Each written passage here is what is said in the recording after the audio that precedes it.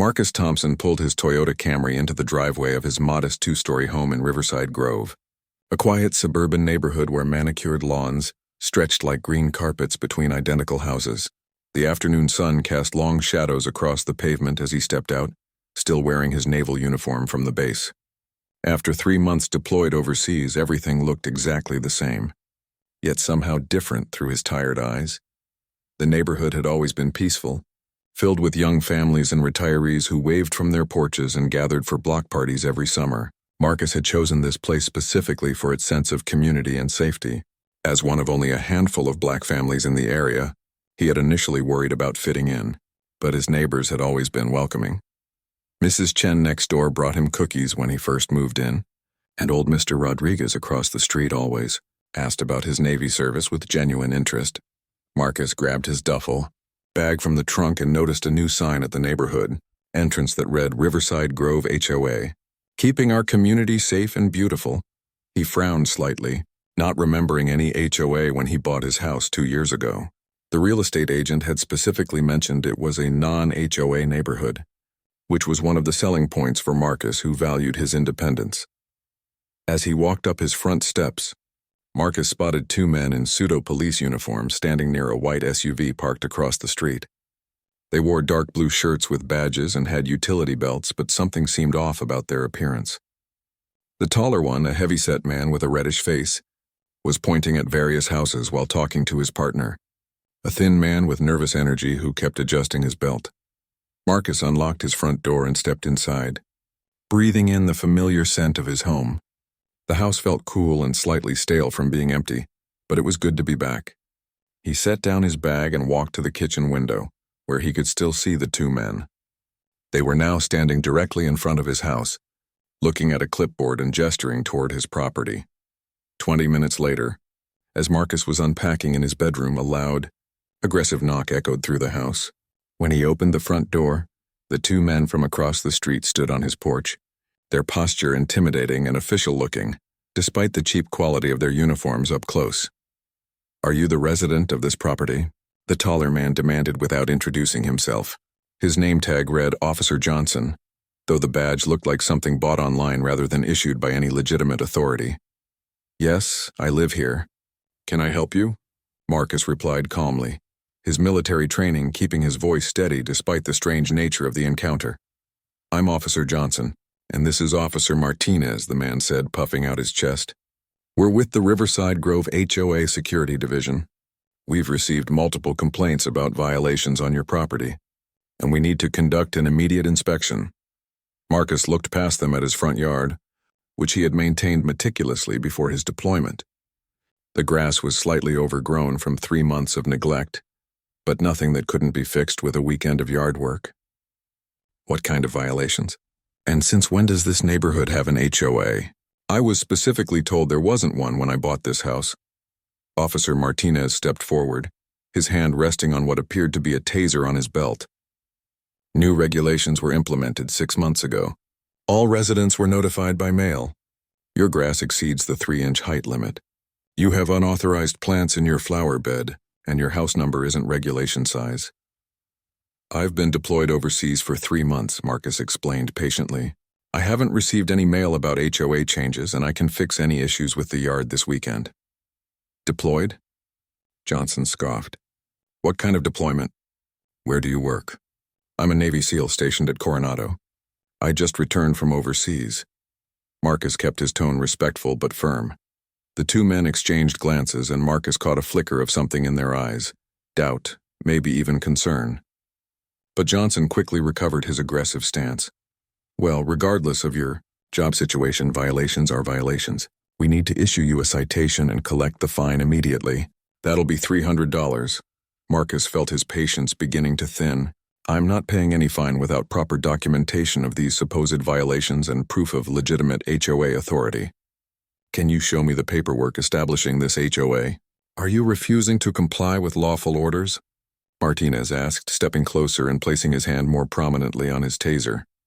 "I'm asking for proper documentation, which is my right as a property owner," Marcus replied, his military bearing evident in his straight posture and calm demeanor.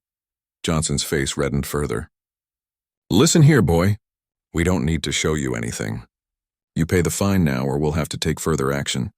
The word boy hung in the air like a slap. Marcus felt his jaw tighten, but years of military discipline kept him composed. He had faced real enemies in combat zones, and he wouldn't be intimidated by two wannabe cops playing dress-up in his own neighborhood. "I think you should leave my property now," Marcus said quietly, but with unmistakable authority in his voice. "We're not going anywhere until this matter is resolved," Johnson shot back, moving closer to Marcus until they were almost chest to chest. Marcus didn't back down, but he also didn't escalate. He simply stood his ground, looking directly into Johnson's eyes with the steady gaze of someone who had stared down actual threats. For a moment, the two fake officers seemed to realize they might be dealing with more than they had bargained for. But instead of backing down, Johnson made a fatal mistake. He placed his hand on Marcus's chest and shoved him backward. "You're under citizen's arrest for non-compliance with HOA regulations and resisting lawful orders," Johnson declared, reaching for plastic zip ties on his belt. Marcus easily deflected the clumsy attempt to restrain him, his SEAL training making the movement look effortless. "Get off my property now." What happened next would change everything in Riverside Grove as these two pretenders discovered they had picked the wrong man on the wrong day. The quiet neighborhood was about to learn that some fights should never be started, especially with someone trained to finish them. The situation escalated rapidly when Johnson grabbed his radio and called for backup, though Marcus suspected it was more theater than actual law enforcement protocol. Martinez circled around behind Marcus, clearly trying to flank him, but their movements were clumsy and obvious to someone with Marcus's training. "Last warning," Marcus said, his voice carrying the quiet authority of someone accustomed to being obeyed in life-or-death situations. "Leave my property immediately." Instead of heeding the warning, Johnson made his second critical error. He lunged forward with the zip ties, attempting to grab Marcus's wrists. What followed was a textbook demonstration of why fake authority figures should never challenge real warriors. Marcus moved with fluid precision, deflecting Johnson's grab and using the man's own momentum to send him stumbling into the porch railing. Before Martinez could react, Marcus had already repositioned himself to face both men, his stance balanced and ready. "You just assaulted an officer," Johnson shouted, though he kept his distance now, apparently realizing that Marcus wasn't the pushover they had expected. "What I just did was defend myself on my own property against two individuals with no legal authority," Marcus replied calmly.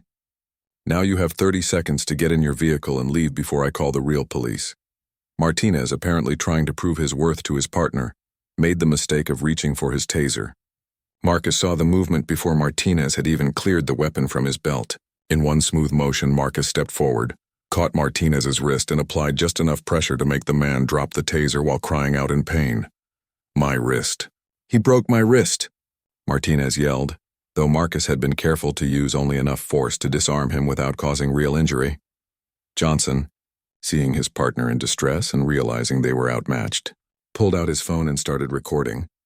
"This is Officer Johnson of Riverside Grove HOA Security. We are being assaulted by a hostile resident who is refusing to comply with lawful orders." Marcus looked directly into the camera. "My name is Marcus Thompson. I am a United States Navy SEAL, and these two individuals came to my property making false claims about HOA violations, demanding money, and attempting to physically restrain me without any legal authority. They are not real police officers, and I am defending myself on my own property." The clear, confident statement seemed to deflate some of Johnson's bluster, but he was too committed to back down now. "We'll see what a judge has to say about this," he snarled. "I look forward to it," Marcus replied. "I'll make sure to bring documentation proving this neighborhood has never had an HOA, along with evidence of your fraudulent impersonation of law enforcement officers." As if summoned by the commotion, neighbors began emerging from their houses. Mrs. Chen appeared on her front porch, looking worried. Mr. Rodriguez walked over from across the street, and several other residents gathered at the edges of their yards, watching the confrontation with growing concern. "Marcus, is everything okay?" Mrs. Chen called out. "These men claim to be HOA security, but there's no HOA in this neighborhood," Marcus called back. "They're demanding money and trying to arrest me for having grass that's too long." "That's ridiculous," Mr. Rodriguez said loudly. "There's no HOA here. We specifically chose this neighborhood because it doesn't have one." Other neighbors began voicing similar confirmations, which clearly made Johnson and Martinez uncomfortable. Their scheme relied on intimidating isolated homeowners, not dealing with an entire community that knew the truth. "This is still a violation situation," Johnson insisted, but his voice lacked its earlier conviction. "We have authority to enforce community standards." "Show me your credentials," Mrs. Chen demanded. As a retired school principal, she had a natural authority that made even the fake officers pause. Real credentials, not costume badges. Johnson mumbled something about having left his documentation in the vehicle, but made no move to retrieve it.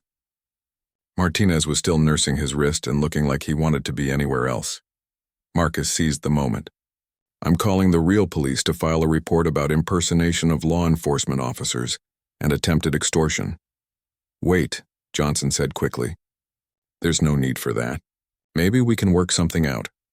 "The only thing being worked out is you two leaving immediately, and me filing a report with the actual authorities," Marcus replied, pulling out his phone.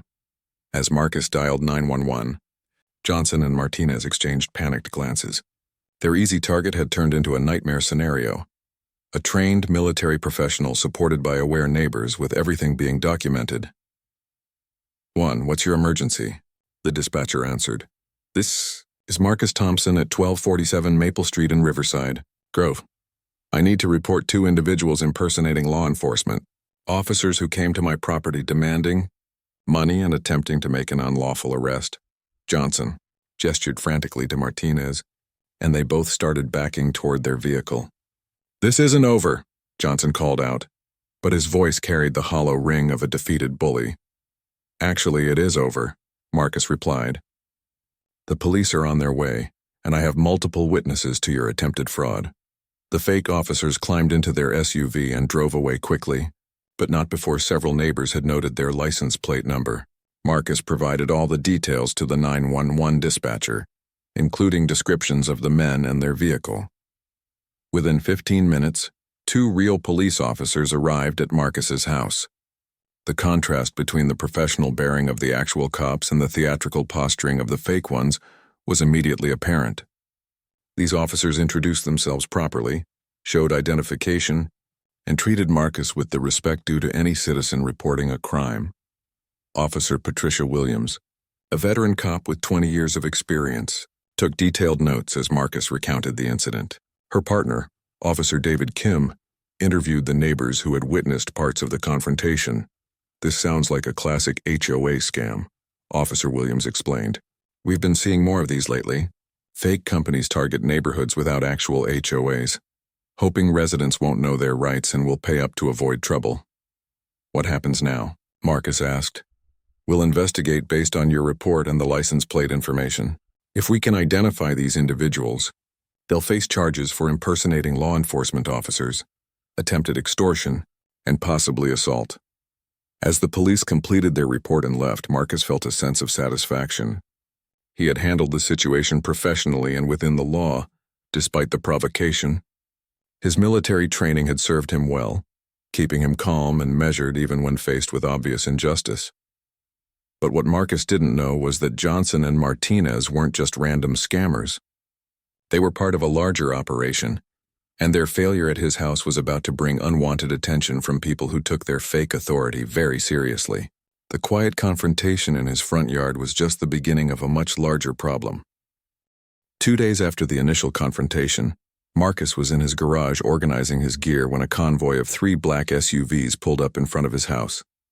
6 men emerged, all wearing the same pseudo-police uniforms as Johnson and Martinez, but these men carried themselves differently. They moved with the practiced coordination of people comfortable with violence. The leader was a tall, muscular man with graying hair and cold eyes who introduced himself as Captain Bradley Morrison when Marcus answered the door.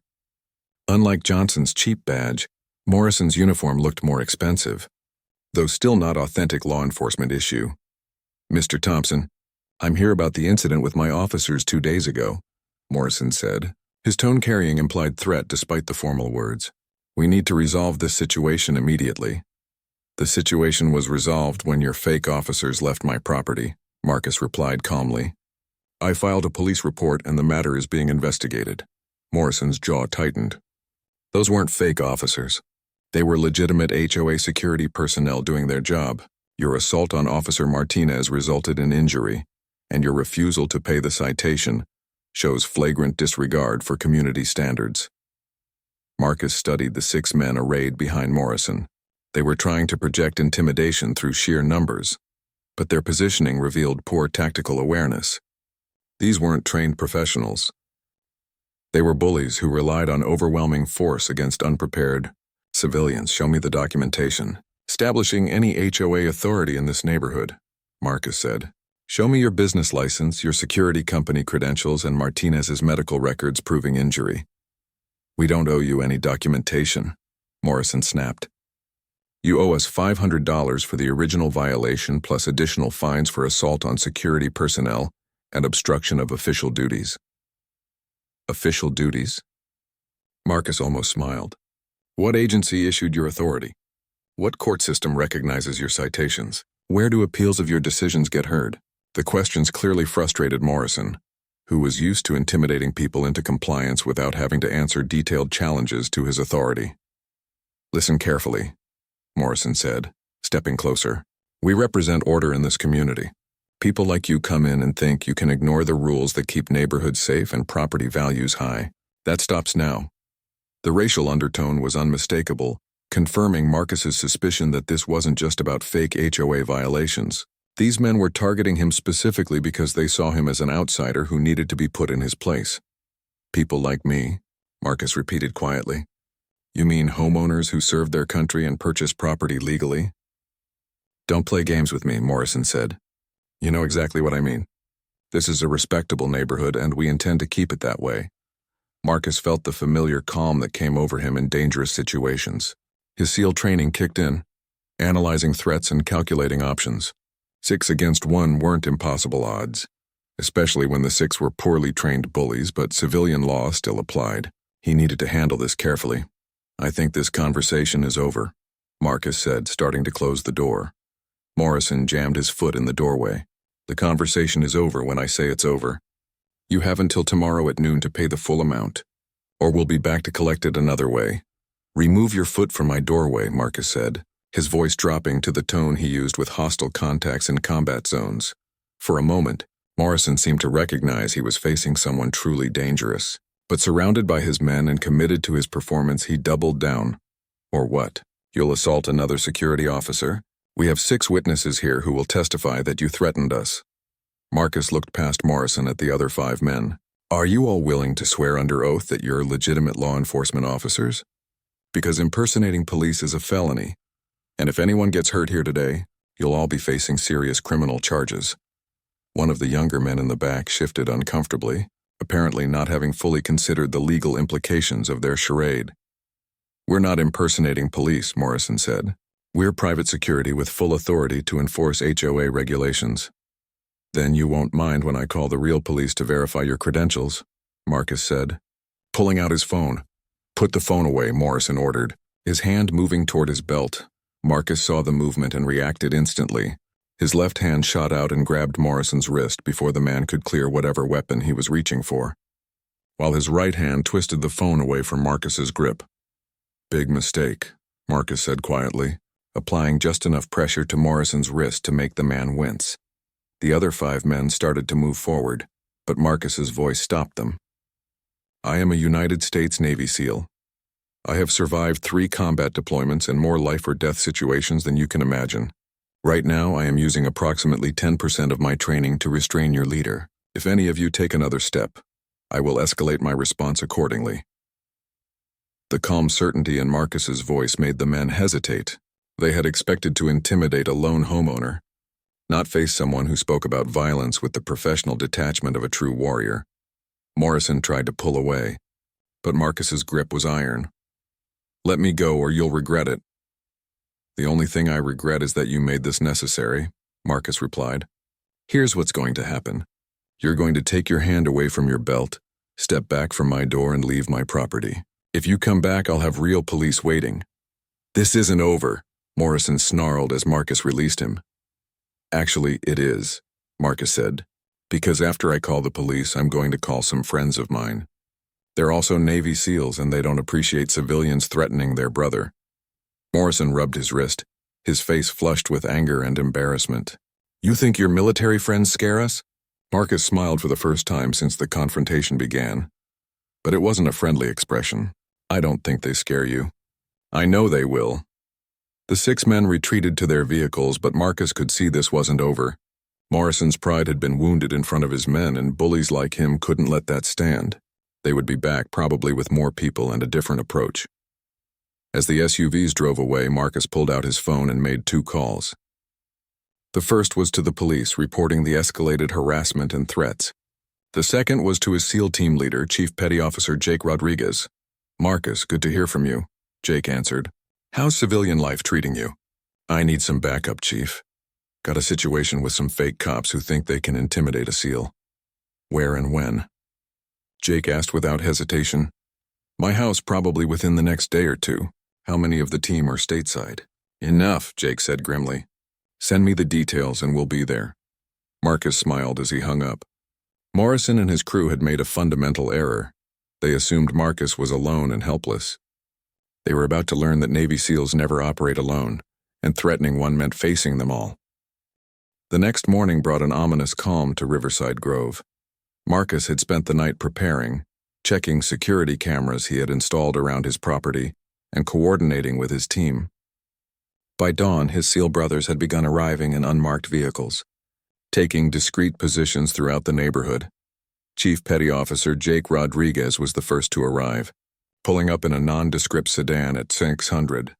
At 42, Jake was a veteran of countless operations, his weathered face and alert eyes revealing nothing to casual observers, but everything to those who knew how to read warriors. "Situation report," Jake said quietly as they stood in Marcus's kitchen, looking out at the street through barely parted blinds. Marcus briefed him on the encounters with Johnson, Martinez, and Morrison's crew, including the escalating threats and implied violence. Jake listened without interruption, occasionally nodding as he recognized patterns from their shared experience with hostile actors. "Classic intimidation operation," Jake concluded. "They've probably been running this scam for months, targeting isolated homeowners who won't fight back." "You disrupted their business model." "Morrison struck me as more than just a scammer," Marcus said. "The way he talked, the racial undertones, this feels personal for him." "Agreed. Men like that don't back down from wounded pride. They'll be back, probably today." By 1,000 hours, 5 more SEALs had arrived and taken positions. Petty Officer Tom "Doc" Hansen, the team medic, set up in Mrs. Chen's house after explaining the situation to the concerned neighbor. She had immediately offered to help, outraged that anyone would threaten Marcus. Petty Officer Mike Sullivan and Carlos Mendez positioned themselves in Mr. Rodriguez's garage across the street, with clear sightlines to Marcus's front yard. The elderly man, a Vietnam veteran himself, understood the gravity of the situation and welcomed the protection for his neighborhood.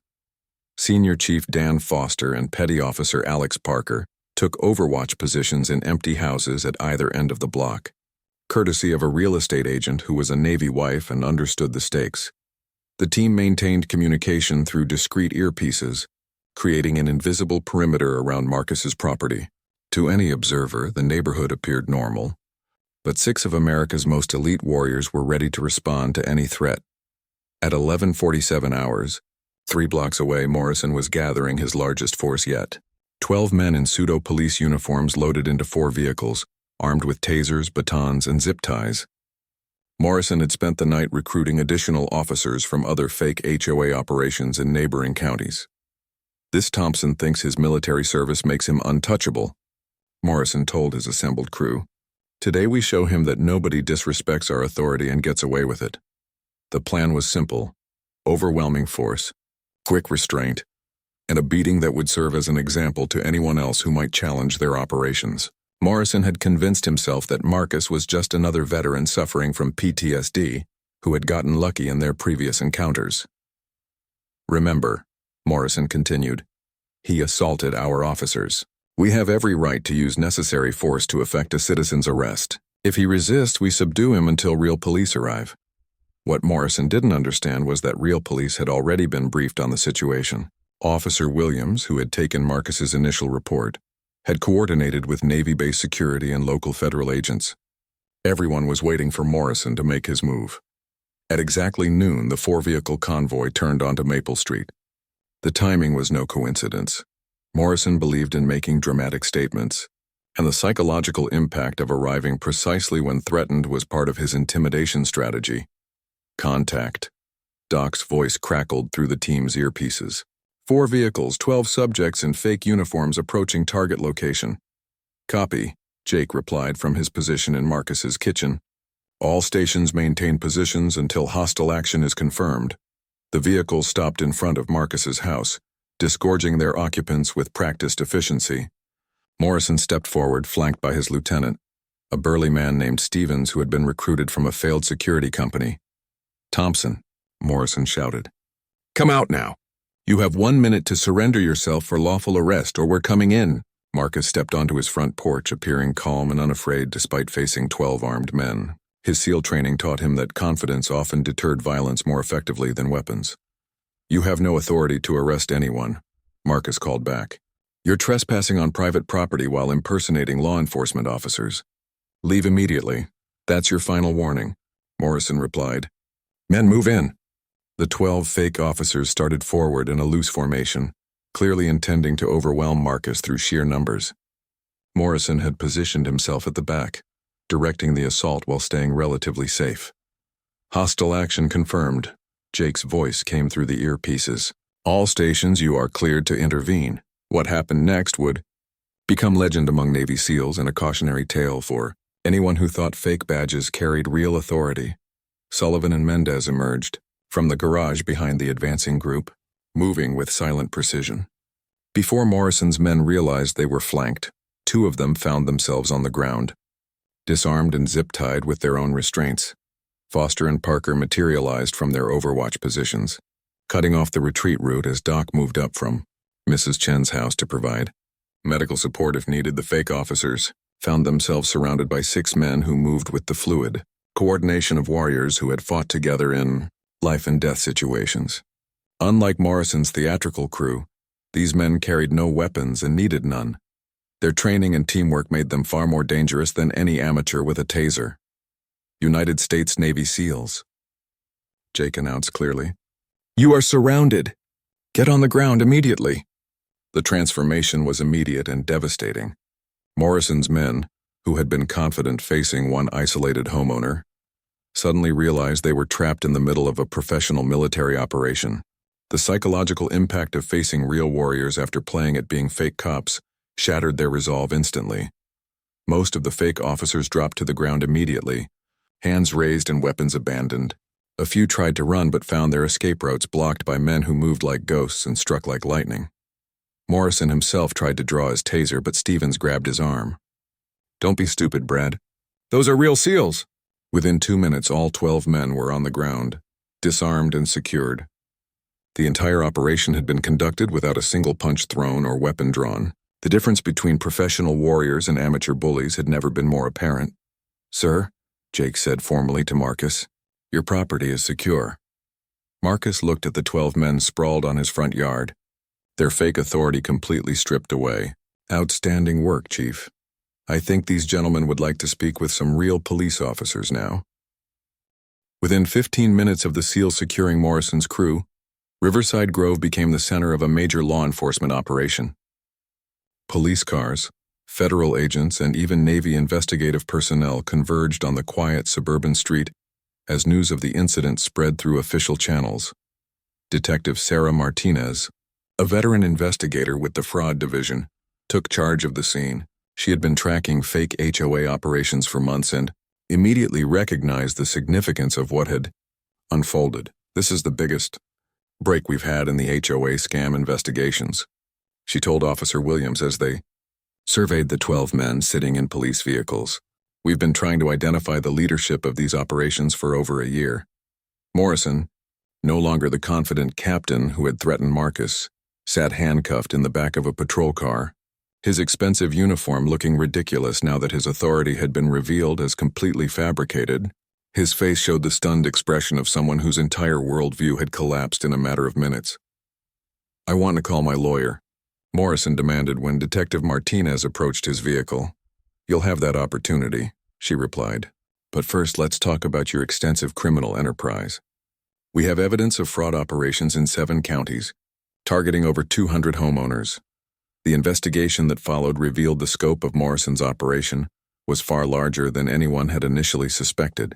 His Riverside Grove HOA security division was just one branch of a network of fake HOA companies that had been systematically defrauding homeowners across the region, using intimidation tactics that preyed on people's uncertainty about their rights and fear of confrontation. Morrison's crews had collected thousands of dollars in fraudulent fines and fees. They targeted neighborhoods specifically chosen for their lack of actual HOA structures, banking on residents' ignorance of their legal protections. Agent Rebecca Torres from the FBI's White-Collar Crime Division interviewed Marcus in his living room while the chaos continued outside. "Your actions likely saved dozens of future victims," she told him. "Most people would have paid the fake fines rather than face the kind of intimidation you experienced." "I had advantages most people don't," Marcus replied. "Military training, team support, and the confidence that comes from real experience with actual threats. Morrison's crew was playing dress-up compared to what I've faced overseas." The psychological impact on Morrison's organization was devastating. Word spread quickly through criminal networks that their operation had been destroyed by a single Navy SEAL and his team. The reputation for invincibility that Morrison had carefully cultivated among his crews evaporated overnight. Stevens, Morrison's lieutenant, provided extensive cooperation with investigators once he realized the full scope of criminal charges he was facing. "Brad convinced us we were providing a legitimate service," he told Detective Martinez. "He said we were helping maintain community standards and property values." "Did you ever question the lack of actual HOA documentation?" Martinez asked. "Brad handled all the legal stuff. He showed us paperwork that looked official, told us we had authority under state law to enforce community standards. Most of us thought we were doing security work, not running scams." The investigation revealed that Morrison had been the mastermind behind multiple fake HOA operations, using his background in failed security companies to create an elaborate facade of legitimacy. He had recruited men who were either naive about the law or desperate enough for work to ignore obvious red flags. As evening fell, the last of the police vehicles left Riverside Grove, but the impact of the day's events continued to resonate. Marcus stood on his front porch with Jake and Doc, watching the neighborhood return to its peaceful state. "Think they'll be back?" Doc asked. Marcus shook his head. "Morrison's operation is finished. Even if some of his crews in other areas don't get arrested immediately, word will spread that targeting the wrong person can bring down your entire organization." Mrs. Chen approached from her house, carrying a tray of coffee for the 3 men. "I wanted to thank you all for protecting our neighborhood," she said. "When I saw those men this morning, I was terrified."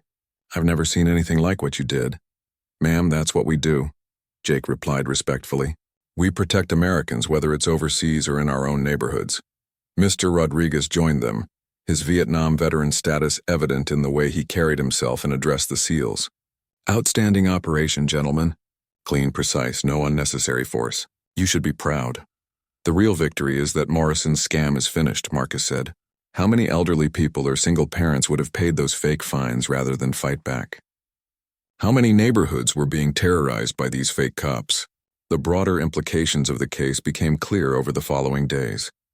Morrison's arrest led to the discovery of similar operations in 12 states, resulting in dozens of additional arrests and the recovery of hundreds of thousands of dollars in fraudulent collections. Local news coverage of the incident spread nationally, highlighting both the problem of fake HOA scams and the effectiveness of citizens who refused to be intimidated. Marcus found himself reluctantly thrust into the spotlight. As the man who brought down a major criminal operation, "I just wanted to get back to my quiet neighborhood after deployment," he told a persistent reporter. "These people brought this on themselves by targeting the wrong person." The legal proceedings moved swiftly. Morrison faced federal charges for mail fraud, wire fraud, conspiracy, and impersonating law enforcement officers. His fake authority, which had seemed so powerful when backed by intimidation and numbers, crumbled completely in the face of real legal scrutiny. Judge Patricia Hendricks presided over Morrison's arraignment, where the scope of his crimes became officially documented. "Mr. Morrison, You stand accused of running a criminal enterprise that defrauded honest homeowners across multiple states. The evidence against you is overwhelming. Morrison's lawyer attempted to negotiate a plea deal, but prosecutors were determined to send a message that would deter similar scams. The case had attracted too much attention, and the victims deserved justice. As Marcus watched Morrison led away in shackles, he felt satisfaction not just in his personal victory, but in the broader impact. A dangerous criminal operation had been dismantled, future victims had been protected, and the message was clear. Fake authority crumbles when confronted by real courage and genuine skill. The quiet neighborhood of Riverside Grove had returned to normal, but the lessons learned would resonate far beyond its tree-lined streets. Sometimes the most effective way to stop a bully is to show them what real strength looks like. 6 months after Morrison's arrest, the full scope of justice began to unfold across multiple courtrooms. The fake HOA kingpin faced a federal judge in the main courthouse downtown, while his network of accomplices were processed through various jurisdictions where their crimes had occurred. Morrison's sentencing hearing drew national attention, as victims from 7 states testified about the impact of his fraudulent operations. Sarah Williams, an elderly widow from Pine Valley, spoke through tears about how Morrison's crew had terrorized her into paying nearly $2,000 in fake fines. "They came to my door in those uniforms acting so official," she testified. "I was scared and alone and I didn't know who to call. I paid them because I thought I had no choice." Judge Hendricks listened to hours of victim impact statements before delivering Morrison's sentence. "Mr. Morrison, you preyed upon law-abiding citizens in their own homes, using intimidation and false authority to steal their money and peace of mind. This court sentences you to 12 years in federal prison, followed by 5 years of supervised probation." The courtroom erupted in applause from the dozens of victims who had traveled to witness justice. Morrison's fake empire, built on intimidation and deception, had crumbled completely under the weight of real legal authority. Meanwhile, Marcus had returned to his normal life, but the incident had changed him in unexpected ways. His courage in standing up to Morrison had inspired other veterans in similar situations to report suspicious activities instead of suffering in silence. The Navy recognized his actions with a commendation for outstanding service to the community, and Marcus found himself speaking at veteran events about knowing your rights and refusing to be intimidated by fake authority. The most important lesson isn't about military training, he would tell audiences. It's about understanding that real authority comes with real accountability. Anyone who refuses to show proper credentials or answer legitimate questions probably has no real power. Detective Martinez's investigation had expanded into a federal task force, targeting fake HOA operations nationwide. Morrison's detailed records seized during the arrests provided a roadmap to similar scams operating across the country. Marcus Thompson's refusal to be intimidated broke open the biggest fraud case in our department's history, Martinez told a conference of law enforcement officials. One person's courage to stand up saved hundreds of future victims. The ripple effects extended beyond criminal justice. State legislatures began passing stronger laws requiring legitimate HOA operations to provide extensive documentation to homeowners, making it harder for scammers to exploit legal gray areas. Real estate agents started including specific warnings about fake HOA scams in their standard disclosures, and neighborhood watch programs began focusing on identifying and reporting suspicious activities by supposed authority figures. Back in Riverside Grove, the community had grown closer through their shared experience. Mrs. Chen organized regular neighborhood gatherings where residents could discuss concerns and support each other. The elderly widow who had initially been afraid to get involved became one of the strongest advocates for community awareness. "We learned that we're stronger when we look out for each other," she told a local newspaper reporter. "Marcus showed us that sometimes you have to stand up to bullies, but you don't have to do it alone." Mr. Rodriguez, the Vietnam veteran, started a support group for military families in the area, providing a network for service members dealing with various civilian challenges. "Combat veterans know how to handle real threats," he explained. "But civilian scams and legal issues can be more confusing than enemy fire." The broader impact reached far beyond one suburban neighborhood. Morrison's case became a textbook example in criminal justice courses, demonstrating how organized fraud operations could be dismantled through proper investigation and prosecution. Legal scholars cited the case as evidence for stronger federal oversight of companies claiming governmental authority, while victim rights advocates used it to push for better protection and compensation systems. For the SEALs who had supported Marcus, the operation became a reminder that their oath to protect Americans didn't end with their military service. Jake Rodriguez, promoted to Master Chief, incorporated the incident into training scenarios for young SEALs. Real warriors protect people, whether it's overseas or in their own neighborhoods, he would tell new team members. The enemy might wear different uniforms, but the mission remains the same. 2 years after the confrontation, Marcus received an unexpected visitor. Agent Torres from the FBI knocked on his door with news that Morrison had died in federal prison, apparently the victim of other inmates who didn't appreciate criminals who targeted elderly victims. "I thought you should know," Torres said.